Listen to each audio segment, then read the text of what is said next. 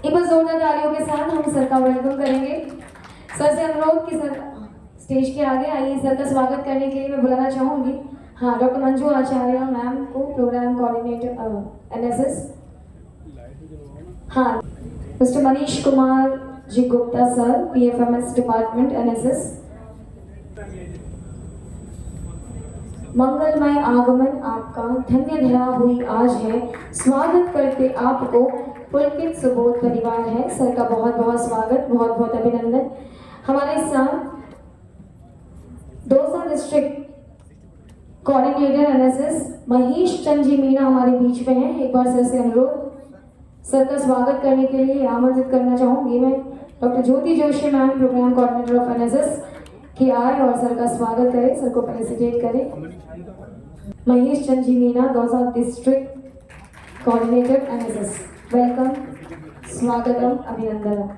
स्वागत की इसी कड़ी में बहुत आदर बहुत सम्मान के साथ मैं अगली आवाज देना चाहूंगी जो माय भारत पोर्टल पर हमारे बीच में mister Saurabh Shukla sir master trainer of the my Bharat के मास्टर ट्रेनर हैं सर, और सर को सिल्वर मेडल मिल चुका है साइबर थ्रेट इंटेलिजेंस के लिए, और वर्तमान में sir regional director of NSS है। एक बार जोरदार तालियों के साथ सर का वेलकम करेंगे, स्वागत करेंगे। सर आए और सर का वेलकम करने के लिए डॉक्टर प्रीति गुप्ता मैम से अनुरोध करूंगी कि आए और सर का वेलकम करें, स्वागत करें। मोमेंटो द्वारा सर का स्वागत, सर का अभिनंदन।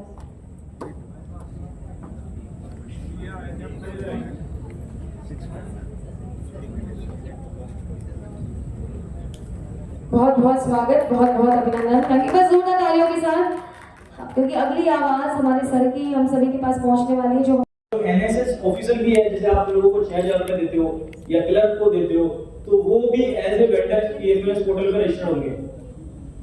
तो उनको रजिस्टर करना और उसके बाद में जो उनका बिल बनाना है वो बिल भी ऑपरेटर बनाएगा, और उसके बाद उस बिल को चेक करके अप्रूव करने का काम अप्रूवर करेगा, और वहां से प्रिंट पेमेंट एडवाइस निकलेगा, पीपीए, प्रिंट पेमेंट एडवाइस। यदि आप पेमेंट के यहाँ पे दो मोड होते हैं, एक तो डीएससी से और एक प्रिंट पेमेंट एडवाइस से। आप लोग अधिकतर लोग पीपीए यूज कर रहे हैं, तो प्रिंट पेमेंट एडवाइस एक प्रिंट निकलेगा, उस पर साइन करके जो साइनिंग अथॉरिटी अकाउंट में उसको साइन करेगा, और वो बैंक में जाके जमा कराना होगा। जब बैंक में जाके जमा कराएंगे तो वहां पे आपका पैसा जो वेंडर के खाते में चला जाएगा, आपकी जो लिमिट से कम हो जाएगी और पैसा वेंडर के खाते में चला जाएगा। अब ये आईडी जो ओपन हुई है,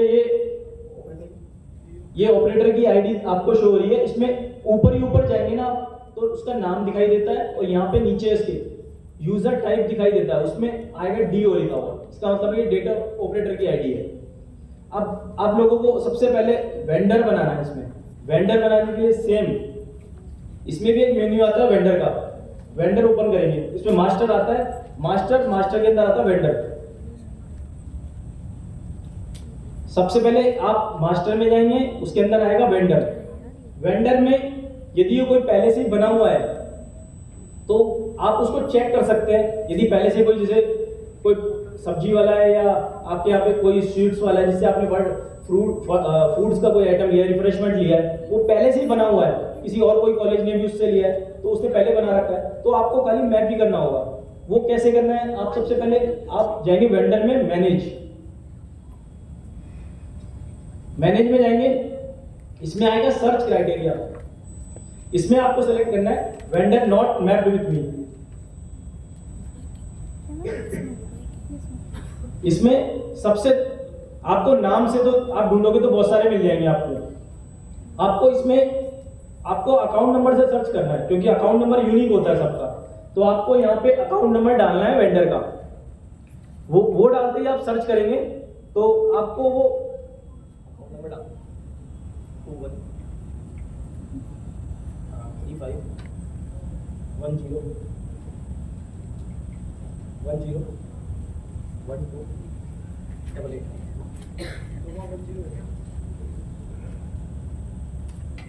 हाँ, 2 बार। अभी देखिए मैंने अपना अकाउंट नंबर डाला है और सर्च किया है। अब जैसे ही आपको यदि बना हुआ है ऑलरेडी, पहले आप किसी को बनाने से पहले चेक कर लेंगे कि वो बना हुआ तो नहीं है। आपको अकाउंट नंबर डालना है और सर्च करना है। सर्च करते ही मिल जाता है, तो यहाँ चेक बॉक्स आता है, इधर चेक बॉक्स आ रहा है, इस पर टिक करके आप मैप करोगे, वो मैप हो जाएगा। मतलब आपको क्रिएट करने की जरूरत नहीं है नया, आपको मैप कर लिया आपने। आप उसका स्टेटस देख लेंगे, ऊपर लास्ट में स्टेटस आता है, बैंक स्टेटस। यदि वो बैंक स्टेटस उसका सक्सेस इन बैंक आ रहा है तो मतलब वो सही है, आप उसको पेमेंट कर सकते हो। आपको बनाने से पहले हमेशा चेक कर लेना है, क्योंकि जब बनाओगे वो बोल देगा ऑलरेडी बना हुआ है, तो इससे अच्छा आप पहले चेक कर लीजिए। इसमें किसी को आप यदि वो पहले से नहीं बना हुआ है तो आपको मिलेगा नहीं, तो आपको नया क्रिएट करना है। उसके लिए आपको सिंपल वही मास्टर में जाना है, सबसे पहले फर्स्ट ऑफ ऑल मास्टर में जाना है, उसके बाद में ऐड न्यू करना है, ऐड न्यू।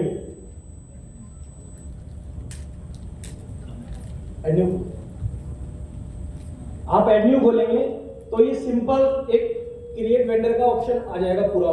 इसमें आपको यदि कोई एनएसएस ऑफिसर है उसको रजिस्टर कर रहे हो, क्लर्क को कर रहे हो, इंडिविजुअल पर्सन है उसको रजिस्टर कर रहे हो, तो आप पर्सनल में करेंगे उसको। यदि उसके बाद आपके पास पैन नंबर है तो ठीक है, नहीं है तो कोई दिक्कत नहीं है, आप उसको नॉट रिक्वायर्ड करके और आगे आ रहा है वेरीफाई के लिए, वो भी नो कर देंगे। उसके बाद उसका नाम डालना है, जैसे कोई जोधपुर स्वीट्स वाला है तो जोधपुर स्वीट्स वाला डालना है। उसके बाद नीचे आप डिटेल उसकी सिंपल है, आपको उसका एड्रेस फिल करना है, और एक उसका आप नीचे जाएंगे मोबाइल नंबर आपको डालना है तो डालिए, कोई जरूरी नहीं है, कंपलसरी नहीं है, नॉट रिक्वायर्ड पे टिक कर दीजिए। आपको बस उसका एड्रेस डालना है, सिटी डालनी है, वो फिल करने के बाद नीचे आएगा, नीचे बैंक सेलेक्ट करनी है। जैसे एसबीआई में है अकाउंट उसका, तो आपको एसबीआई नहीं लिखना है, स्टेट बैंक लिखना है, तो स्टेट लिखोगे आप, नीचे स्टेट लिखना है।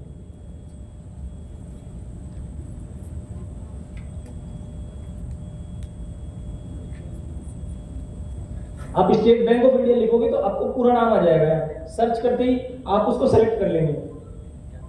उसके बाद सिंपल उसका अकाउंट नंबर डालना है। अकाउंट नंबर डालने के बाद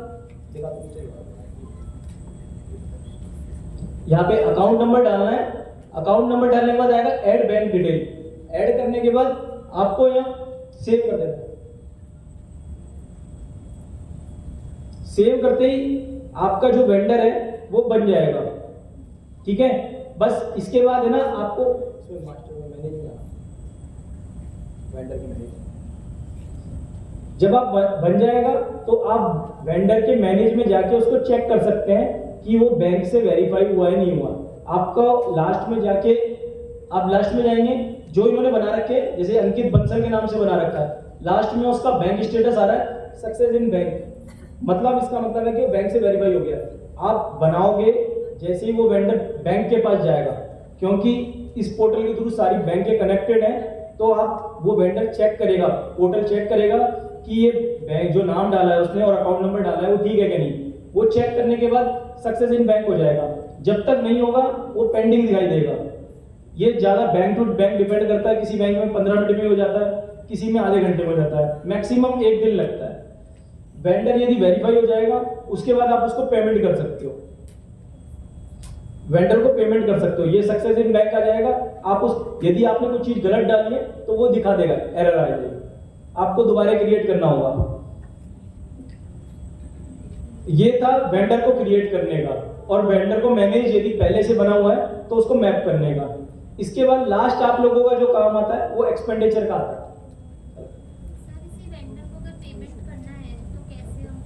मैम अब एक्सपेंडिचर का ही आएगा, बिल बनाने का है। अब आप लोगों को वेंडर बन गया, अब उसको पेमेंट कैसे करना है वो आप देख लीजिए। आपको एक्सपेंडिचर आता है, यहाँ एक ऑप्शन आता है एक्सपेंडिचर का, उस पर क्लिक करना है और ऐड न्यू एक्सपेंडिचर करना है।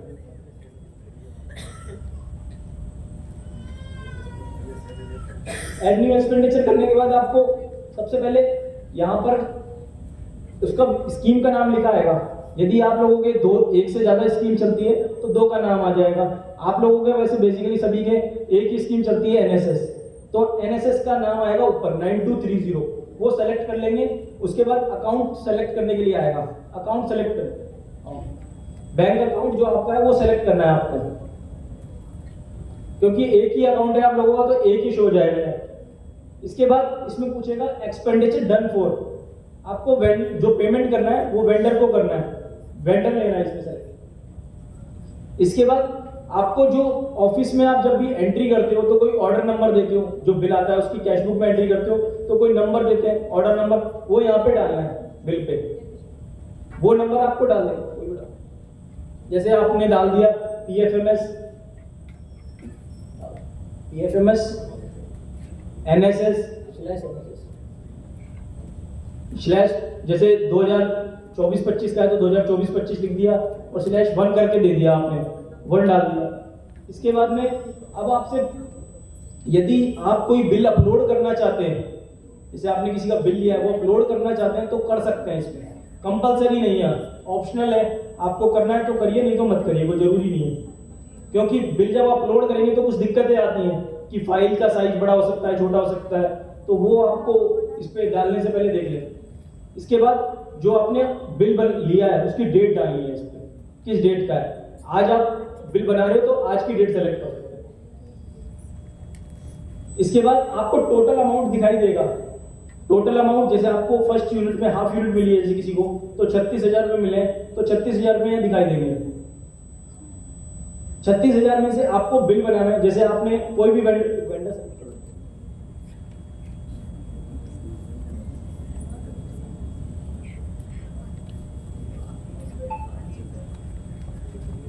अब हमने एक वेंडर सेलेक्ट कर लिया है, इस वेंडर को इनको पेमेंट देना है, जैसे 2,000 रुपए का ही देना है, तो यहाँ पे अमाउंट डालेंगे, टोटल कितने रुपए का आपको जो वाउचर बनाना है उसका अमाउंट डालना है।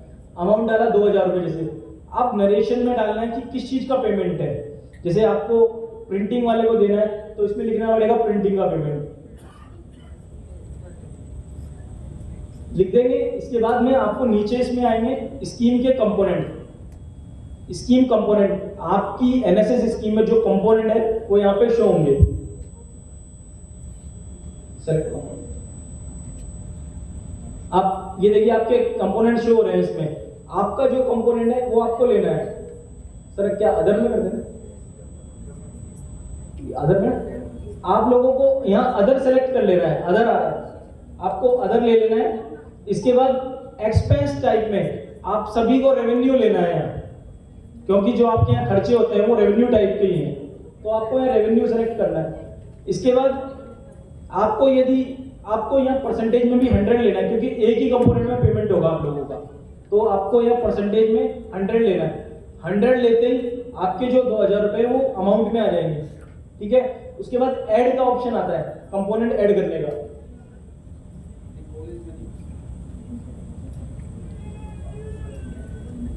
आप ऐड कर देंगे उसको।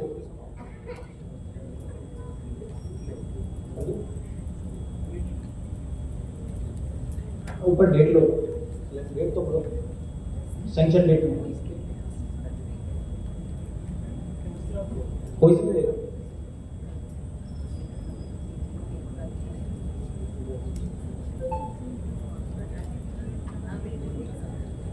ठीक है। अब ये आपने इसमें अमाउंट ले लिया, कंपोनेंट ऐड कर लिया, अब आपको सेव करना है, सिंपल एक वाउचर नंबर जनरेट होगा, ये ऑटोमेटिक होता है, ओके।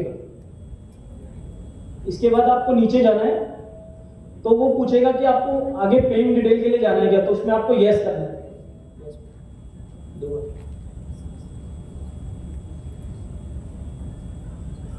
अब आपको नेक्स्ट पेज ओपन होगा, इसमें आपको जो वेंडर आपने सेलेक्ट किया है उसकी डिटेल दिखा देगा यहाँ पे, और नीचे अब आपको इसमें इंस्ट्रूमेंट टाइप लेना है।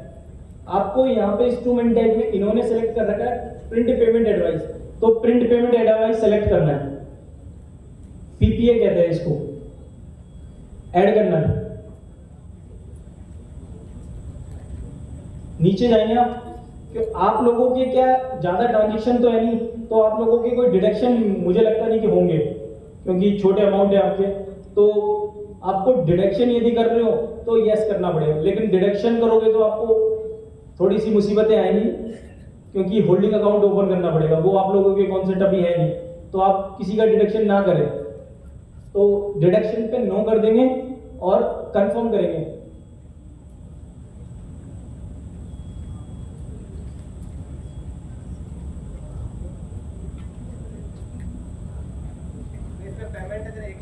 मान लीजिए 1 लाख का सेवाले का पेमेंट है और टीडीएस काट के 10%, डिडक्शन यस होगा इसमें? सर आप उसको छोटे अमाउंट में कर लो या तो बिलो को, क्योंकि आप लोगों के क्या अभी तक फिर नहीं आपको क्या डिडक्शन के लिए ना आपकी स्कीम है बहुत छोटी। यदि आपको फिर होल्डिंग अकाउंट का कॉन्सेप्ट आता है पोर्टल पे तो आपके अमाउंट ही बहुत छोटे हैं। ज़्यादा बड़ा अमाउंट होता तो डिडक्शन भी ज़्यादा होते, तो इसीलिए इसको मैनेज करने में दिक्कत आएगी आपको। आप डिडक्शन ना करें तो ज़्यादा अच्छा है। यदि आप करते हैं तो अलग से आप मुझे बता देना, मैं वो भी बता दूंगा, समझा दूंगा, लेकिन एक अकाउंट और खोलना पड़ जाएगा आपको उसको मैनेज करने के लिए। अब आपको ये कंफर्म करते ही एक पेज अलग नेक्स्ट पेज पे आएगा, वो बता दूंगा। यदि किसी के प्रिंट पेमेंट एडवाइस का ऑप्शन नहीं आ रहा है, वो भी मैं बता दूंगा कि कैसे आएगा। पहले अभी ये कर देते हैं कंप्लीट, उसके बाद मैं बता दूंगा आपको। ये जैसे सबमिट करेंगे ना आप यहाँ पे कंफर्म करते ही सारा चीज दिखाएगा कि आपने क्या किया है, बिल बनाया कैसे, सब कुछ आ जाएगा। इसके बाद आपको यहाँ सबमिट फॉर अप्रूवर करना है। सबमिट फॉर अप्रूवर करते ही ये सारी डिटेल अप्रूवर के बाद चली जाएगी। ये लास्ट आ गया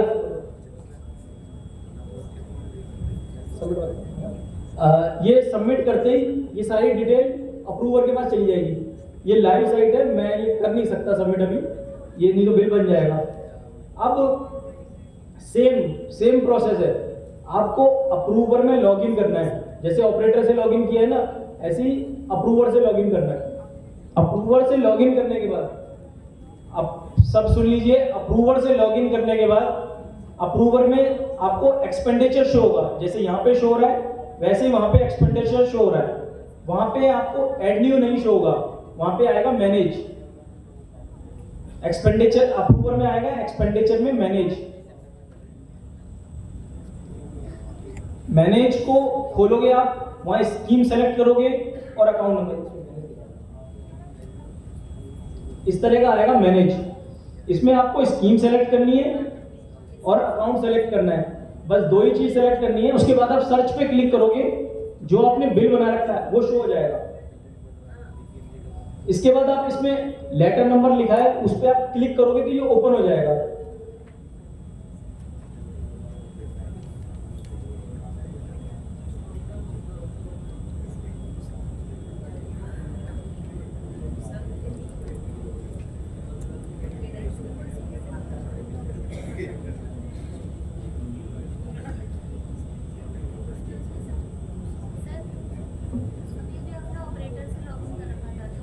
मैम अप्रूवर से लॉगिन करना पड़ेगा इसके बाद।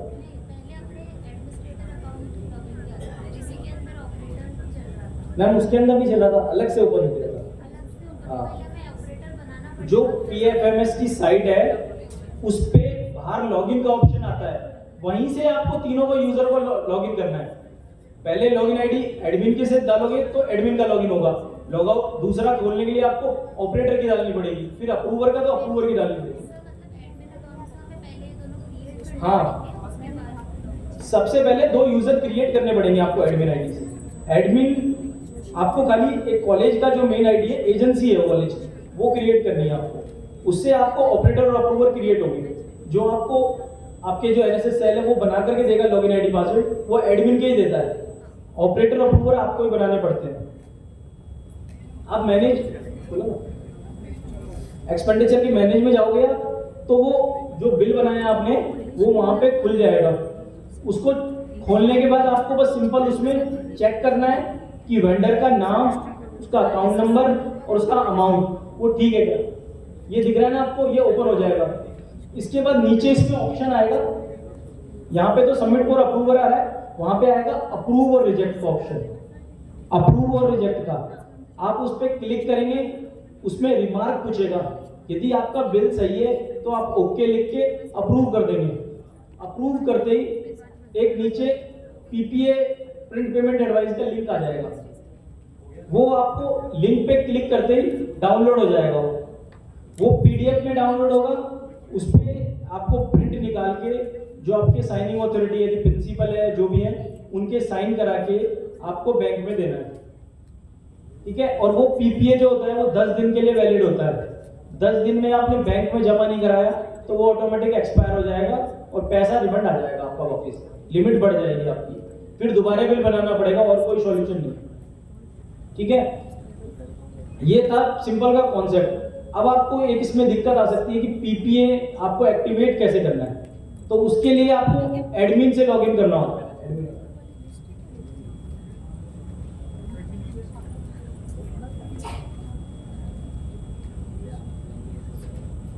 एडमिन में जाएंगे, वहां पे एक ऑप्शन आता है बैंक का, बैंक के नाम से, उसमें आता है 8वें नंबर का ऑप्शन आता है account activation for E payment.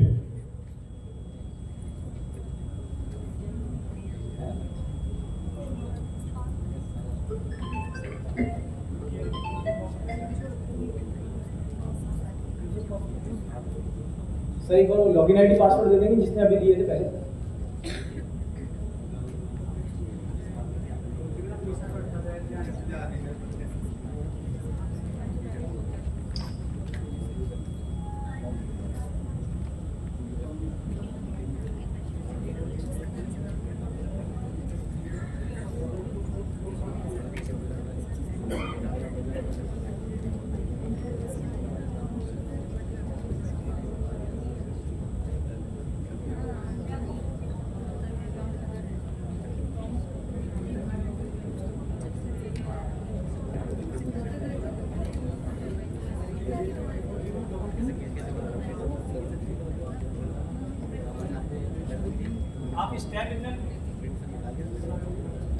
आप स्टेप नोट कर लीजिए कि पीपीए कैसे एक्टिवेट करना है। आपको एडमिन से लॉगिन करना है, उसमें आएगा बैंक, बैंक में आएगा account activation for E payment. उसमें आपको स्कीम सेलेक्ट करनी है। स्कीम सेलेक्ट करोगे, आपका अकाउंट नंबर डालोगे, सर्च करोगे तो वहां पे ये खुल गया है ऊपर। ये आपको स्कीम सेलेक्ट करनी है और अकाउंट सर्च करना है। तो आप सर्च करेंगे तो आपका यदि पहले से ऑलरेडी है तो ये दिखा देगा, यदि नहीं है तो इनकी स्कीम सेलेक्ट करना।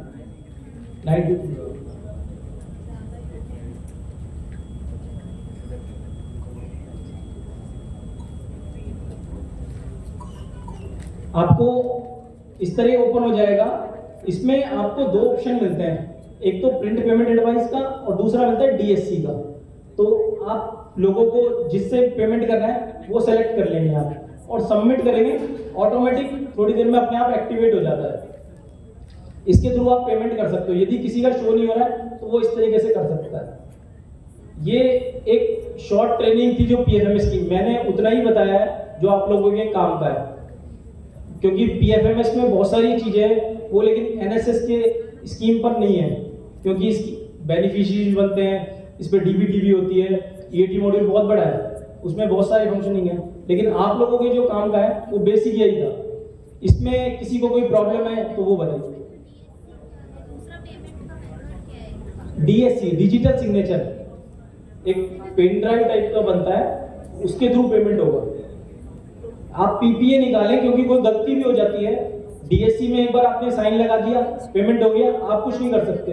यदि पेमेंट गलत हो जाता है तो पीपीए आपने बैंक में नहीं जमा कराया 10 दिन में तो वो ऑटोमेटिक रिफंड आ जाएगा, बाकी में नहीं आएगा।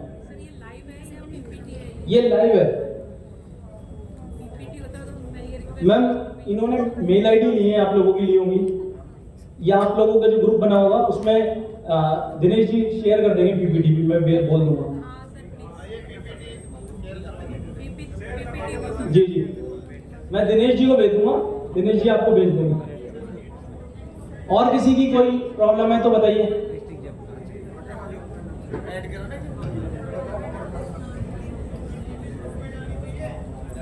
डाल देंगे ग्रुप में डलवा देंगे।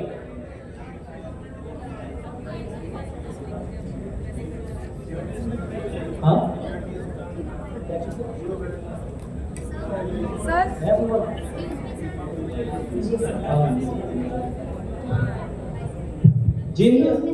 जिनको नई यूनिट मिली है उनको एक zero balance account SBI bank में खुलवाना है, वो खुलवा लेंगे। उसके बाद उनको जो डिटेल अभी इस साल 13 कॉलेजों को हमने नई यूनिट दी थी, नए कॉलेजेस को। 2 महीने हो गए, अभी तक किसी ने भी जेडीए से खाता नहीं खुलाया, सिर्फ 1-2 कॉलेज के अलावा। तो जब नई यूनिट के लिए अप्लाई करते हो तो आप जेडीए से खाता, उसमें गाइडलाइंस दी हुई थी, तब फंड मिलेगा आपको। आप अकाउंट ही नहीं खुलवा रहे हो, 2 महीने हो गए आपको यूनिट अलॉट किए। सर ये अकाउंट किस नाम से, कॉलेज के नाम से? हाँ, कॉलेज के नाम खुल गया। से। इसको बोलते हैं zero balance subsidy current account खुलेगा। हाँ, जिनका खुल गया है वो अपनी डिटेल्स एक अपने प्रिंसिपल कॉलेज के लेटर पर, फिर कॉलेज का नाम, कॉलेज की मेल आईडी, ये सारी डिटेल और प्रोग्राम ऑफिसर का नाम, मोबाइल ईमेल और बैंक की डिटेल्स सबमिट करें एसएल ऑफिस में। सेक्रेटरीट में सबमिट कर दिया। कौन सा कॉलेज? सेक्रेटरीट में सबमिट। हाँ, सेक्रेटरीट में सबमिट करनी है। We have submitted already. कौन सा कॉलेज? Saint soldier PG college. Saint soldier का तो कल मैप भी हो गया। सेंट सोल्जर का हो सर गया। अभी फिर इससे रिलेटेड ही हमारी क्वेरी। बाकी अभी जिन हमने 13 नए कॉलेजेस को दिया था, उन्होंने अपनी डिटेल सेंड नहीं की है। और देखो, भारत सरकार ने जो उनको अभी यूनिट जो फर्स्ट ग्रांट की जो लिमिट दी थी, वो वापस विड्रॉ करने के लिए कह रही है। तो अभी तुरंत जिनको ग्रांट रिलीज कर दी गई है, पीपीए जनरेट कर रहे हैं अपने, अदरवाइज 2-4 दिन में हम सरेंडर कर देंगे हम पूरी अमाउंट को। क्योंकि भारत सरकार बार बार कह रही है कि ये मॉडल जो है, मॉड्यूल चेंज हो रहा है, CNA 02 की जगह दूसरी स्कीम कर रही है। तो गवर्नमेंट ऑफ इंडिया ने कहा है कि जितना भी अमाउंट है आपके पास है, सरेंडर कर दो। तो हमने जिन जिनको रिलीज कर दिया गया, प्लीज जो भी बताया था एडमिन में जाकर, मास्टर में जाकर चेक कर ले, और जिनकी लिमिट जारी हो गई है वो डाटा ऑपरेटर में जाकर एक्सपेंडिचर इसको बुक कर ले और प्रिंट पेमेंट एडवाइस 2-1 दिन के अंदर निकाल ले।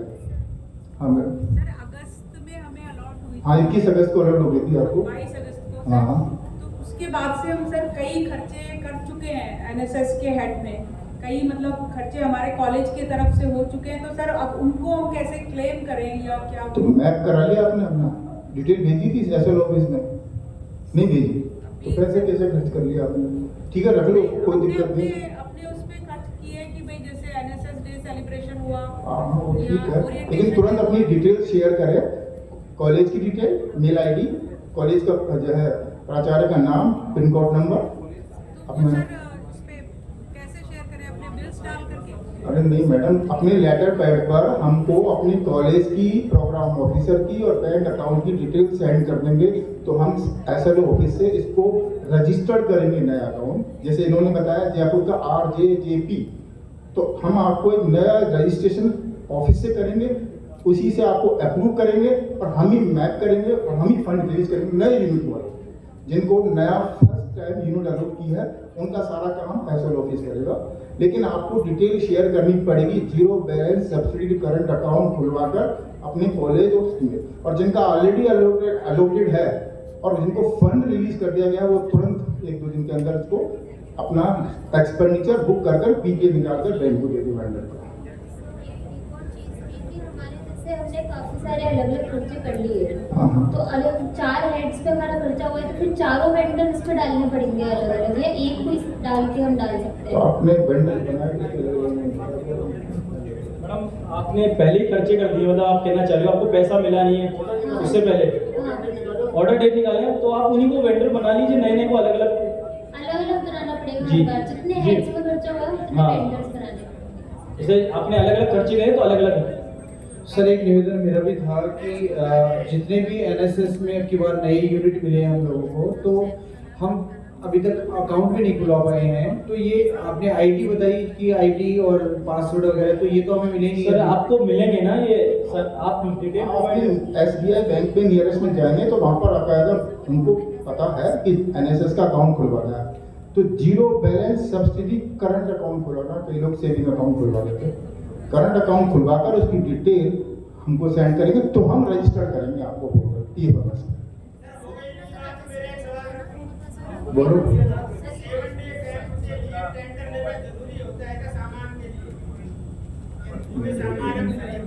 जी, नहीं ऐसा कुछ नहीं जरूर। अच्छा, जो नई यूनिट हुई है उनका तुरंत, हमारा तो ID पासवर्ड आ चुका है। हाँ तो ID पासवर्ड आ गया ना, तो आपका कब हुआ? कल ही तो हुआ आपका, आज ही तो हुआ है।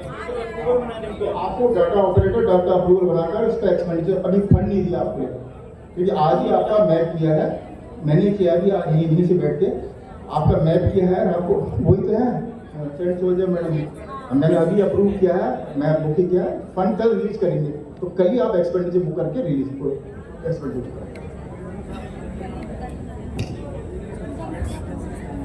सर यदि किसी को कोई प्रॉब्लम आती है तो आप हमारा मेल आईडी लिख लीजिए rajasthan.pfms@gmail.com rajasthan.pfms@gmail.com। इस पे आप अपनी जो भी समस्या आ रही है वो लिख दे, साथ में मोबाइल नंबर और डालें, जो भी कंसर्न ऑफिसर हैं उनके नंबर डालें, जिससे कि हम आप लोगों को रिप्लाई कर सके, कॉल करके उस क्वेरी को रिजॉल्व करवा सकें। ठीक है sir, thank you. Thank you so much sir. एक बार जोरदार तालियों के साथ हम सर का वेलकम करेंगे। सर से अगली आवाज सौरभ सर की आप सभी के बीच। Mister Saurabh Shukla sir, master trainer of My Bharat. Good evening everyone, मैं सौरभ। आप में से मैक्सिमम लोगों को माय भारत के बारे में पता होगा, और कुछ लोग ऐसे भी होंगे जिनको माय भारत के बारे में कुछ आइडिया नहीं होगा। तो एक छोटा सा ब्रीफ मैं आपको देना चाहूँगा माय भारत के बारे में। 31 अक्टूबर 2023 के अंदर हमारे ऑनरेबल प्राइम मिनिस्टर ने अमृत कलश यात्रा के समापन के टाइम पे इस माय भारत पोर्टल को लॉन्च किया था। जितने भी यूथ हैं, चाहे वो कहीं भी रहते हो, चाहे वो कुछ भी कर रहे हो, चाहे वो स्टूडेंट हो, चाहे वो बेरोजगार हो, चाहे वो कुछ भी कर रहे हो, उन सबको एक ऐसे पोर्टल पे लेके आना जहाँ से वो लोग अपने लिए अलग अलग तरह के अपॉर्चुनिटीज को ग्रैब कर सकें और आगे बढ़ सकें। तो इसी सोच को आगे बढ़ाते हुए 31 अक्टूबर को माय भारत पोर्टल को लॉन्च किया गया था। इस पोर्टल के बेसिकली 2 मॉड्यूल्स हैं। पहला मॉड्यूल है यूथ और दूसरा है पार्टनर। यूथ मॉड्यूल के अंदर बेसिकली सिर्फ और सिर्फ यूथ को आगे जाके कई तरह के एक्सपीरियंस के लिए, कई तरह के जॉब ऑफर्स के लिए और इसके अंदर चांसेस मिलेंगे। पार्टनर के अंदर बेसिकली वो सारे लोग आते हैं जो अलग अलग टाइप की अपॉर्चुनिटीज को, कैरियर ऑप्शंस को प्रोवाइड कर सकते हैं, जिसके अंदर गवर्नमेंट ऑर्गेनाइजेशंस भी हैं, जिसके अंदर नॉलेज इंस्टीट्यूशंस भी रहेंगे, जिसके अंदर कई तरह के डिफेंस ऑर्गेनाइजेशंस भी रहेंगी। इस तरह के सभी लोग इसके अंदर आएंगे। रिसेंटली आपने न्यूज सुनी होगी कि भारत सरकार ने एमओयू स्टार्ट कर दिया है, जिसमें 500 डिफरेंट टाइप की कंपनीज की तरफ से इंडिया के अंदर करीब 2 लाख से ज्यादा अपॉर्चुनिटीज और ये लोग पब्लिश किया जाएगा। उसी चीज को इस पोर्टल के अंदर भी इंटीग्रेट किया जा रहा है। तो ज्यादा टाइम पर ना लेते हुए मैं आपको बेसिकली इन दोनों मॉड्यूल्स के बेसिक स्टेप बताना चाहूंगा। आप माय भारत पोर्टल पे आएंगे, जिसका डोमेन रहेगा mybharat.gov.in। इस पोर्टल पे जाने के बाद गेट स्टार्टेड पे जाना होगा। उसके बाद अगर आप स्टूडेंट हैं तो आपको यूथ पे जाना होगा। यूथ पे जाने के बाद आपको एक न्यू पेज ओपन होगा। उसके बाद आपको रजिस्टर पे क्लिक करना होगा, जो ब्लू आइकन पे है। क्लिक करने के बाद आपसे साइन इन का ऑप्शन शुरू हो जाएगा। यहाँ पे आपको अपनी ईमेल आईडी या फिर अपना फोन नंबर डाल के आगे साइन अप करना होगा। एग्जाम्पल,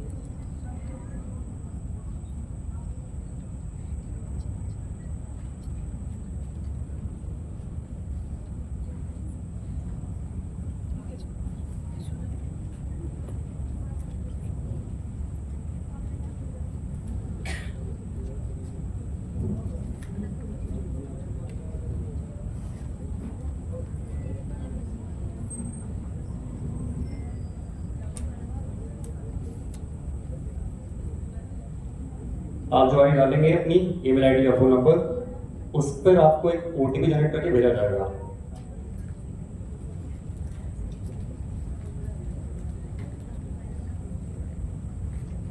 आपके पास ओटीपी आएगा, आप उसको कॉपी करेंगे,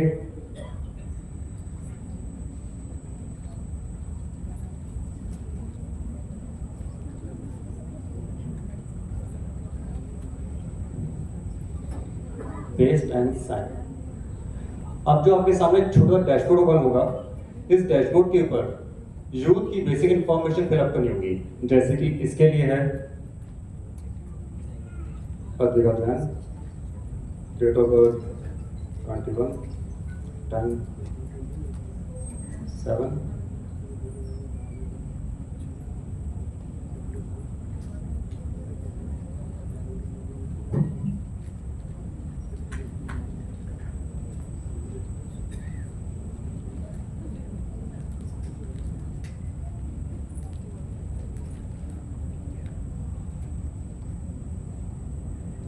इस तरह के छोटे डैशबोर्ड पे आपको स्टूडेंट की इंफॉर्मेशन फिलअप करनी होगी।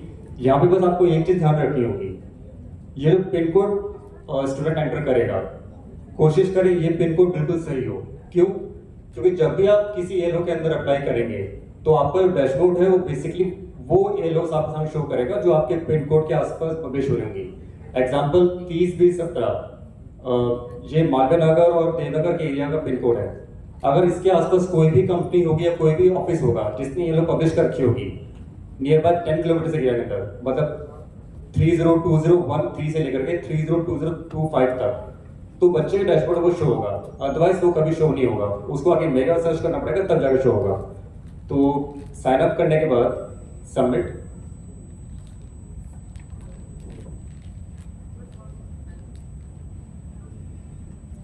जैसे कि आप देख रहे हैं कि सबमिट करने के बाद जो आपका साइन अप प्रोसेस कंप्लीट हो चुका है और आपका अकाउंट बन चुका है सिर्फ और सिर्फ यूथ कैटेगरी में। फिलहाल यहाँ पे आपको अपना फॉर्म डालना होगा वोटर रजिस्ट्रेशन के लिए।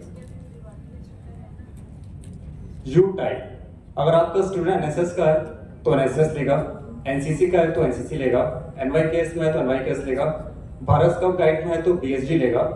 अगर में से किसी के अंदर भी नहीं है, वो एक नॉर्मल स्टूडेंट है जिसके पास कोई भी स्कीम एनरोलमेंट नहीं है, तो अदर्स में जाएगा। करेंटली अदर्स में जाएंगे अभी।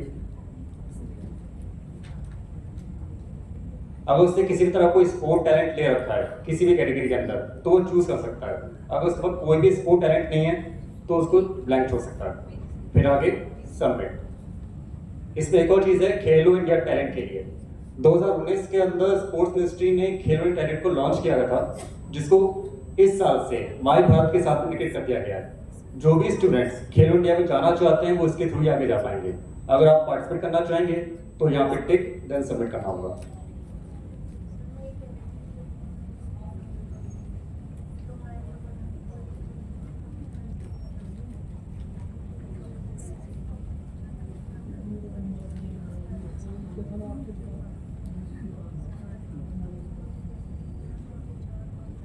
अब आपके सामने एक बच्चे के अकाउंट कंप्लीटली ओपन होकर आ चुका है जिसमें बच्चे की बेसिक इंफॉर्मेशन वगैरह ब्लैंक है। आपको अपने स्टूडेंट को गाइड करना होगा कि वो इसके अंदर बेसिक इंफॉर्मेशन फिलअप करें, जैसे कि area of interest, education qualification, sports, language, work experience, tools, social link etcetera. इसके आगे 3 मॉड्यूल्स हैं इंपॉर्टेंट जो आप लेफ्ट साइड देख पाएंगे। एक है ELP एक्सपेरिएंशियल लर्निंग प्रोग्राम, उसके ठीक नीचे है पॉलिटिक ऑफ भारत, और थर्ड है सीवी बिल्डर। सबसे पहले इसमें आपको बताना चाहूंगा मैं ELP के बारे में। भारत सरकार ने फिलहाल 6 अलग डिपार्टमेंट के साथ MOU साइन किया है। ये सभी 6 डिपार्टमेंट अलग अलग टाइम पीरियड पे स्टूडेंट्स के लिए कई तरह की ELP को लॉन्च कर चुके हैं, जिसके अंदर स्टूडेंट 30 डेज का प्रोग्राम ज्वाइन करके डिस्ट्रिक्ट हॉस्पिटल्स के अंदर, पोस्ट ऑफिस के अंदर, पुलिस डिपार्टमेंट के अंदर, साइबर सेल के अंदर या फिर टाउनशिप प्रोग्राम के अंदर यहाँ पे जाकर के वहाँ के काम को एक्सपीरियंस कर सकते हैं। वो सीख सकते हैं कि कैसे एक हॉस्पिटल वर्क किया जाता है, वो सीख सकते हैं कैसे कि हॉस्पिटल आपस में कई तरह का मिशन का मैनेजमेंट करता है, जैसे कि CTHs के साथ, RGHs के साथ, नियर बाय ब्लड बैंक के साथ, या फिर अलग टाइप के जो ऑर्गेनाइजेशन होते हैं जो कि ऑर्गन ट्रांसफर काम करते हैं या कुछ भी करते हैं। बच्चा उस सबके बारे में सीख सकता है, जान सकता है। अगर आपके लिस्ट के अंदर कुछ ऐसे बच्चे हैं जो MBS कर रहे हो, मेडिकल साइंस से हो, उनके लिए बेनिफिशियल है। सेम एज डाक चौपाल, जिसको पोस्ट डिपार्टमेंट में काम करने में इंटरेस्ट आता हो वो उसके अंदर जा सकता है। जब कुछ ऐसे बच्चे भी होंगे जो टाउन प्लान या टाउन मास्टरशिप के अंदर इंटरेस्टेड होंगे वो उसके अंदर भी जा सकते हैं। इस तरह करीब 6 डिपार्टमेंट्स हैं जो इसके अंदर अपनी ELP पब्लिश कर चुकी हैं। बच्चा चाहे तो इनमें से किसी भी स्कीम के अंदर जा करके अप्लाई कर सकता है। अप्लाई करना बहुत ईजी है, आपके सामने ओपन है ELP सारी की सारी। आप यहाँ क्लिक करेंगे, यहाँ पे ELP की बेसिक इंफॉर्मेशन होंगी, जैसे इसकी डेट 21 स्टार्ट हो चुकी है, 6 तक चलेगी। तो इसमें जाकर के आपको सिंपली यहाँ पे रेड वाले ऑप्शन पे अप्लाई पे क्लिक करना होगा। अप्लाई करते ही ऑर्गेनाइजेशन के पास में रिक्वेस्ट ली जाएगी कि ये बच्चा है, इस कॉलेज से आया है और इसको वहाँ पे एंट्री करनी है। अगर ऑर्गेनाइजेशन इसको परमिट करता है तो इसके बाद रिवर्ट के अंदर मेल आएगा कि आप सिलेक्ट कर लिए गए हैं इस ट्रेनिंग के लिए और आपको वहाँ पे इस डेट को रिपोर्ट करना होगा।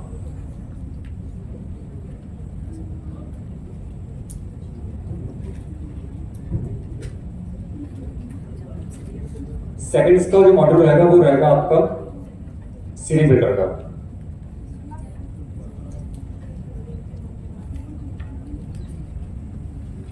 आपके सामने सीवी बिल्डर का मॉड्यूल ओपन है। सीवी बिल्डर को बेसिकली दो अलग अलग टाइप के पोर्टल से लिंक किया जा रहा है। पहला पोर्टल तो यूपीएससी के थ्रू बनाया गया कैरियर ऑप्शन वाला है, और दूसरा एनटीपीएस का कैरियर सेक्शन है। यहाँ पे बच्चा जब भी अपना कोई सीवी बिल्ड करेगा तो उसका ये सीवी इन दोनों पोर्टल्स में जाकर के इंटरलिंक हो जाएगा।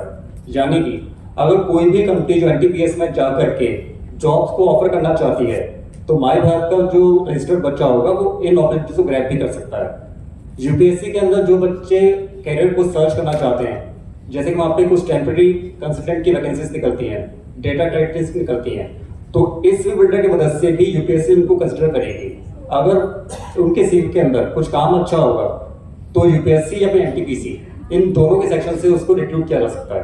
तो ये बेसिकली सीवी बिल्डर रहेगा जहाँ बच्चों को अपनी बेसिक इन्फॉर्मेशन के साथ अपनी experience, education, skill, language, award, certification, इन सब की बेसिक इन्फॉर्मेशन यहाँ प्रोवाइड करनी पड़ेगी। प्रोवाइड करने के बाद यहाँ पे बच्चा चाहे तो इस ऑप्शन में जाकर के सेव करके रख सकता है माय भारत पोर्टल में, या फिर इसको पीडीएफ में डाउनलोड करके आगे कहीं भी सर्कुलेट कर सकता है। ये है इसका छोटा सा सेक्शन सीवी बिल्डर का। अब जो सबसे इंपॉर्टेंट रहेगा वो रहेगा पार्टनर्स का यानी केआई का। तो इसको लॉग करना चाहूंगा पहले।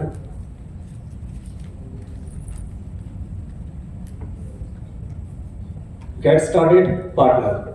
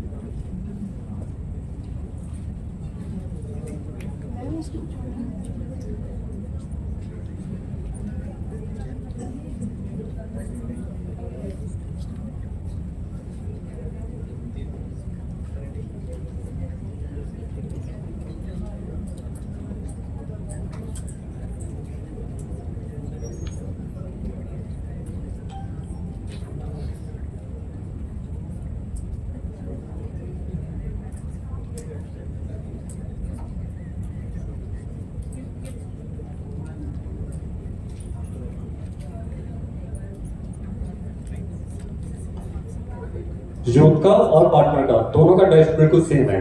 आपको साइन इन करने के बाद जिस भी आईडी से साइन इन कर रहे हो उनकी डिटेल्स आपको फिलअप करनी पड़ेगी। इस केस में हम कर रहे हैं राशि के नाम से। सबमिट करेंगे। सबमिट करने के बाद आपका अब आपके सामने एक ऐसा डैशबोर्ड आएगा जिसमें आपको अपना ऑर्गेनाइजेशन का टाइप सेलेक्ट करना होगा। ये सबसे इंपॉर्टेंट, आप इसको देख लीजिए। यहाँ पे आपके सिर्फ दो काम की चीजें हैं, गवर्नमेंट ऑर्गेनाइजेशन और दूसरा रहेगा लास्ट वाला नॉलेज इंस्टीट्यूशन का। सबसे पहले बात करेंगे हम हमारी गवर्नमेंट ऑर्गेनाइजेशन की। ये सिर्फ उन लोगों के लिए रहेगा जो कि अपना पार्टनर अकाउंट क्रिएट करेंगे, यानी कि ऐसे प्रोग्राम ऑफिसर्स जो कि इवेंट्स क्रिएट करेंगे, जो बच्चों को अप्रूव करेंगे, जो बच्चों के बिहाफ पे इवेंट जनरेट करके आगे लिंकिंग करेंगे। आप इनको सेलेक्ट करेंगे। फिर यहाँ पे आपको सेलेक्ट करना होगा जॉइंट ऑर्गेनाइजेशन का। आपको क्रिएट नहीं करना है। रीजन ये होता है कि जब भी आप क्रिएट को करते हैं तो इसके लिए अप्रूवल जाती है डायरेक्टली मिनिस्ट्री के पास, तो आपको ज्वाइन करना होगा। Just a minute sir, create पे मान लीजिए गलती से क्लिक हो गया हो किसी से, तो मैम यहाँ से रिक्वेस्ट जाएगी मिनिस्ट्री के पास और वहां से कभी अप्रूव नहीं होगा। आपको यहाँ पे ज्वाइन में जाना होगा, क्योंकि आप लोग रजिस्टर्ड एनएसएस प्रोग्राम ऑफिसर्स हैं, इसलिए आप किसी दूसरी स्कीम में नहीं जा रहे हैं। नहीं, एक बार हो गया। I came to you in your office and you said कि it will be done after 2 October. अभी तो वो सफाई पखवाड़ा वो सब चल रहा था, इस वजह से। तो अब उसको सर हमारे लिए क्या हो रहेगा फर्दर, हमको अब क्या करना चाहिए अब इसको अपने आप को रजिस्टर करने के लिए, अपने कॉलेज को रजिस्टर करने के लिए? मैम अगर आपकी आईडी रजिस्टर्ड हो चुकी है, आपकी रिक्वेस्ट अगर यहाँ से जा चुकी है, तो सबसे पहले मिनिस्ट्री की तरफ से वो डिलीट करना है पड़ेगी। आप सेम आईडी को वापस यूज नहीं कर सकते। What is the process of getting it deleted? Ma'am my Bharat portal पे टॉप कॉर्नर पे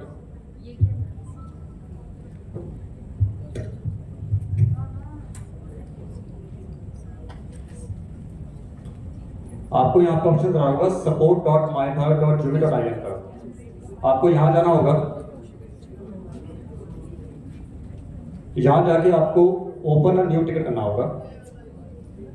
आपने जिस आईडी से अपना प्रोसेस किया था वो यहाँ पे आपको आईडी मेंशन करनी पड़ेगी, आपका नाम, फोन नंबर, प्लस यहाँ पे आपको डिलीशन की रिक्वेस्ट डालनी होगी।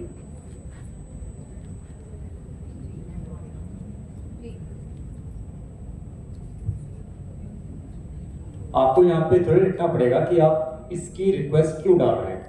एक चीज मैं आपको क्लियर कर दूं, माई भारत का जो पोर्टल है वो नेट ग्रिड के थ्रू ऑपरेट किया जाता है और नेट ग्रिड आती है मिनिस्ट्री ऑफ होम अफेयर्स के अंदर। तो कोई भी डेटा जो आप लोग रजिस्टर करते हैं वो एक्चुअल में गवर्नमेंट की एंटिटी बन जाती है, इसलिए डिलीशन आसान काम नहीं होता। तो कोशिश करें या तो आप मैनुअल को पढ़ने के बाद ही करें या फिर आपको टेक्निकल हेल्प लेके करें। सर ये हो चुका है ऑलरेडी क्रिएट कर मेरे से, and I came to you in your office, I met you, आपको याद नहीं होगा, मैं आई थी आपके पास करीब 2 अक्टूबर के सितंबर में। हाँ तो मैम उसके लिए आपको रिक्वेस्ट डालनी होगी, क्योंकि यहाँ से रिक्वेस्ट जाती है दिल्ली या आरडी ऑफिस में, वहाँ से रिक्वेस्ट जाती है मिनिस्ट्री में, फिर डिस्ट्रिक्ट जाती है होम अफेयर्स के आई अंदर। Come to you in your office, can you help me with this? Ma'am वो आपको ऑनलाइन ही करना पड़ेगा। उसका भी रीजन ये रहता है मैम, यहाँ से जो भी रिक्वेस्ट जाती है वो डायरेक्टली हमारे पास से नहीं जाती है, वो होम अफेयर्स के अंदर ही जाती है। और होम अफेयर्स से कोई भी चीज़ डिलीट कराने के लिए आपको प्रॉपर कंसेंट देना पड़ता है कि आप क्यों डिलीट कराना चाहते हो। एक बार कोई चीज़ ऑन रिकॉर्ड आ चुकी है तो डिलीट करने के लिए आपको अप्रूवल लेनी पड़ती है, और अप्रूवल यहाँ से मैम 2 जगह से आती है, एनएसएस ऑफिस से भी आएगा, होम अफेयर्स से भी आएगा। इसलिए इन चीज़ों के अंदर पे आपको थोड़ा ध्यान रखना पड़ेगा। इसलिए आपको थोड़ी कई बार ट्रेनिंग करवाई जाती है कि आपको पार्टनर अकाउंट बनाना है तो आपको कैसे बनाना है, अगर आपको यूथ में बनना है तो कैसे बनना है। सर अब जो मिस्टेक हो गई और हम ये टिकट डाल देते हैं जिस तरह आपने बताया, और वहाँ से हम डिलीशन डाल चुके हैं, तो हमारे पास कितने टाइम में आ जाएगा कि हाँ now you are deleted like? Ma'am फिलहाल 4 महीने की पेनल्टी है। पूरे इंडिया के अंदर मैम करीब 18 लाख गलत अकाउंट बने हैं और मैक्सिमम अकाउंट पीओ के गलत बन चुके तो हैं। बेस्ट ये है हम दूसरी ईमेल से क्रिएट कर लें। आप मैम बेस्ट ऑप्शन ये रहेगा सभी लोगों के लिए कि आप जब भी एनएसएस यूनिट को ऑपरेट करें तो आप अपने यूनिट के लिए एक छोटी सी एनएसएस आईडी बना लीजिए। एनएसएसपीओ शॉर्ट फॉर्म में कॉलेज का नाम, शॉर्ट फॉर्म में district@gmail.com या जो भी आपका एंटिटी है आप वो बना लीजिए। उससे क्या होगा कि जब भी कोई पीओ चेंज हो जाएगा तो उस केस में कभी भी आपको नंबर चेंज करने की रिक्वेस्ट डालनी नहीं पड़ेगी, अकाउंट डिलीट करने की रिक्वेस्ट डालनी नहीं पड़ेगी, कुछ भी नहीं करना पड़ेगा। ऑफिस की प्रॉपर्टी है, ऑफिस में रहेगी, पीओ चेंज जाए कोई तकलीफ नहीं है उससे। तो यही रिक्वेस्ट करना चाहूंगा आप लोगों से कि आप लोग एनएसएस यूनिट के लिए भी एक आईडी बना लीजिए। और इस संबंध में कमिश्नरेट के थ्रू भी और आरडी ऑफिस के थ्रू भी 3 बार लेटर निकल चुका है कि जितनी भी यूनिट्स है आप सभी यूनिट मेंबर्स को अपनी एनएसएस की आईडी बनानी होगी, ताकि आगे चल के आपको किसी भी पोर्टल में वोट करना हो तो आपको दिक्कत ना आए। प्रोग्राम के लिए मैं यहाँ पर आमंत्रित करना चाहूंगी कि मोतियों को आदत है बिखर जाने की, लेकिन धागे को आदत है उसे बांधे रखने की। इस पूरे प्रोग्राम की कोऑर्डिनेटर मैम हमारे बीच में है, डॉक्टर मंजू आचार्य मैम। तो ठीक है, आपको जो भी कोई एरर आती है इसके अंदर तो आप सपोर्ट में जाकर के प्लीज यहाँ पे रिक्वेस्ट डालिएगा। और एक और चीज ध्यान रखिए, मैक्सिमम पीओस क्या कर रहे हैं कि जब भी आप कोई भी डिसीजन रिक्वेस्ट डालते हैं आप डायरेक्टली आरडी सर को या फिर व्हाट्सएप ग्रुप पे डाल देते हैं कि मेरी आईडी बन चुकी है, आप किसी डिलीट पे डाल दीजिए। इंस्टेड दिस आप माई भारत पे जाइए, सपोर्ट सेंटर में जाइए, यहाँ पे अकाउंट क्रिएट कीजिए। उसके बाद आप यहाँ पे जाके जो भी आपका इशू है कि आपका गलत यूथ में हो गया है या आपका गलत केआई बन गया है या कुछ भी हो गया है, आप यहाँ ब्रीफ इसको कर दीजिए। ब्रीफ करने के बाद आपको यहाँ पे उसका स्क्रीनशॉट भी डालना होगा कि आपने क्या चीज गलती करी है। याद रखिए 2 महीने तक आपको रिस्पॉन्स मिल सकता है, उसके पहले बिल्कुल भी चांस नहीं है। रीजन इज कि मैक्सिमम पीओ ने क्या किया है, खुद से ना करके अपने ऑफिस में किसी को कह दिया या फिर किसी बच्चे को कह दिया तो उस बच्चे ने गलत तरीके से यूथ में कर दिया है। उसके बाद वो लोग इसी बहकावे में बैठे हुए हैं कि हमारा अकाउंट तो बन चुका है और हमें अभी तक अप्रूवल नहीं मिला है। तो प्लीज का ध्यान रखिएगा, आपको सपोर्ट में जाके ही रिक्वेस्ट डालनी होगी। व्हाट्सएप पे कोई भी रिक्वेस्ट जनरेट नहीं की जा रही है, आपको सपोर्ट सेंटर में जाकर के टिकट जनरेट करना ही होगा। सर ऑफिस आईडी रजिस्टर्ड करेंगे तो केवाईसी से लेना पड़ेगा?